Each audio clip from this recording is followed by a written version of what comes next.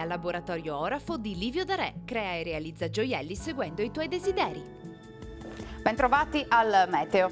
Una perturbazione atlantica coinvolge il nostro territorio. La giornata di martedì 15 febbraio sarà bagnata dalla pioggia, ma vediamo la situazione nel dettaglio. Sul Veneto cielo inizialmente molto nuvoloso o coperto, con tempo in prevalenza instabile. Precipitazioni diffuse con locali rovesci, specie sulle zone più centro-settentrionali della nostra regione, ma in esaurimento nel pomeriggio e in serata a partire da ovest. Nelle prime ore è possibile neve o pioggia mista, neve fino a quote collinari. Temperature stazionarie minime tra lo 0 e i 5 gradi, massime comprese invece tra i 5 e i 9 gradi all'incirca.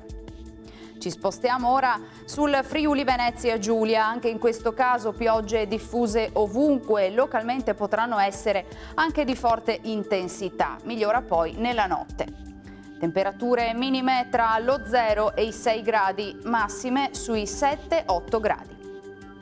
Infine diamo uno sguardo alla situazione del Trentino Alto Adige, dove avremo maltempo con precipitazioni anche nevose fino a 400-500 metri, in rialzo poi sui settori prealpini fin verso i 1000 metri, ma fenomeni in graduale cessazione nel corso delle ore.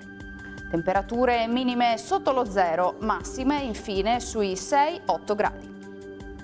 Dal meteo di Antena 3 per ora è tutto, grazie per l'attenzione, arrivederci.